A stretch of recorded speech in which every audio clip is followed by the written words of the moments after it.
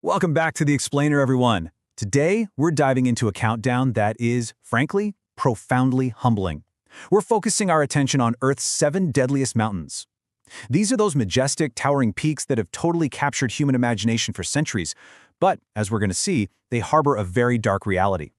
We're talking about unforgiving altitudes where thousands of climbers who set out to conquer them simply never came home. All right, let's jump right into part 1, the unforgiving test. Mountains that take your life. You know, there's an old climbing saying that really hits the nail on the head. They take your life and never give it back. And that's not some dramatic exaggeration. It's a stark, terrifying truth. These mountains don't just push human endurance to the absolute limit. They literally take everything you have. When we talk about these peaks, we aren't looking at your standard extreme sports venue. These are utterly hostile environments that permanently claim lives. So, with that intense reality grounding us, let's begin our descent into the danger zone. Moving into our countdown, Frost, Rock, and Reverence, peaks 7, 6, and 5. Kicking things off at number 7, we've got Denali. This is North America's tallest peak, tucked up in Alaska, and it is absolutely notorious for sudden, violent storms. And we're not just talking about passing clouds here. These are massive weather events that can trap climbers on the mountain for days on end. Tragically, dozens of people have died on these unforgiving slopes due to a brutal trifecta of exposure, deadly falls, and severe altitude sickness.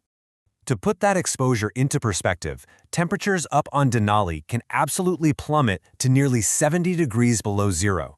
That's a level of freezing cold that honestly defies human comprehension. It really gives you a clear sense of exactly how hostile this environment is to the human body, where exposed skin and essential equipment can freeze in literally an instant. Okay, moving on to number 6, we leave Alaska and face the Eiger. The Eiger is known worldwide for its infamous north face. It is practically sheer, vertical rock where climbers are constantly dodging devastating rockfalls. It's so intense, in fact, that the mountaineering community has given it a truly terrifying nickname: the Murder Wall. Over 60 climbers have lost their lives on the Eiger, and here's a truly chilling detail pulled directly from our sources. Because of the mountain-specific location, some of those climbers actually died in full view of tourists. Literally, people were down in the valley below, watching these tragedies unfold in real time through telescopes. It is just a haunting reality. Hitting number 5 on our countdown is Kangchenjunga. This is the 3rd highest mountain on Earth and, without a doubt, one of the most dangerous. What defines the danger here are the massive, totally unpredictable avalanches that can sweep down the mountainside without a single moment's warning. But here's what makes Kangchenjunga so unique. The summit itself is a sacred local legend. Because of this, climbers actually stop just short of reaching the true peak. They are driven to do this out of profound respect for the local culture and, quite frankly, out of a deep-seated fear of the mountain itself. Stepping into part 3, the killer avalanches, peaks 4 and 3. At number 4, we have Nanga Parbat. This mountain rightfully earned a very dark nickname of its own, the Killer Mountain. Its remarkably remote location, combined with some incredibly violent weather patterns, means that if you get into trouble up there, a rescue is almost completely impossible. You are truly 100% on your own. That killer title? It comes from a seriously brutal early death toll. In the early days of mountaineering, entire expeditions simply vanished into thin air. The relentless ice and rock completely consumed climbers, leaving absolutely no trace behind. Next up, number 3, Annapurna. The massive, unpredictable avalanches here are practically impossible to outrun. But what really sets Annapurna apart is the math. Statistically speaking, relative to how many people actually attempt to climb it, this is the single deadliest mountain on Earth. The numbers brilliantly illustrate this grim reality. For every 3 or 4 climbers who successfully reach the summit of Annapurna, roughly 1 person dies trying. Let that sink in for a second. A 25% fatality rate for summit attempts. It's just an unimaginable gamble with the forces of nature. Which brings us to the climax in part 4, the savage death zones, peaks 2 and 1. At number 2 is K2. This peak is famously nicknamed the Savage Mountain, and yeah, for very good reason. The brutal weather here is legendary because it can shift from clear and calm to utterly deadly in just a matter of minutes. The data on K2's danger is startling. Around 1 in 4 climbers who actually attempt the summit never make it back down. That is a staggering 25% failure to return rate for anyone daring enough to challenge the savage mountain.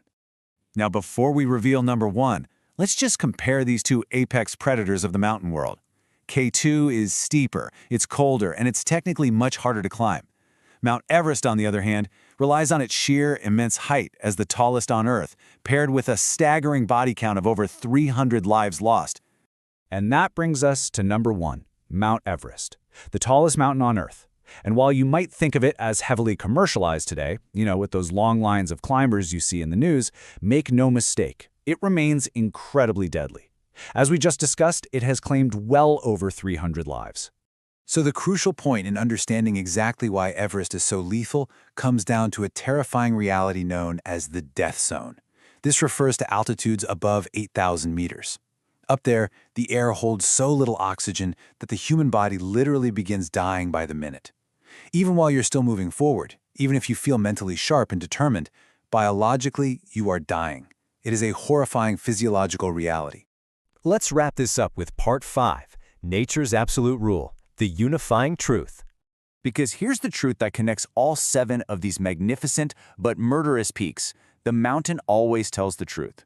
Nature totally ignores your experience level. It ignores how much money you paid to get there. It completely ignores your human ambition. Up there, nature makes the only rule that matters. And the most chilling fact of all, nature never negotiates. So I want to leave you with this final provocative thought. If nature's rules are absolute and entirely unforgiving, why does human ambition continue to chase the summit? It's a fascinating question about the extreme lengths of human drive, and I highly encourage you to reflect on it. Thank you so much for joining me for this explainer. If you found this breakdown helpful and you want to uncover the next dark secret with us, make sure you subscribe and turn on those notifications so you never miss out.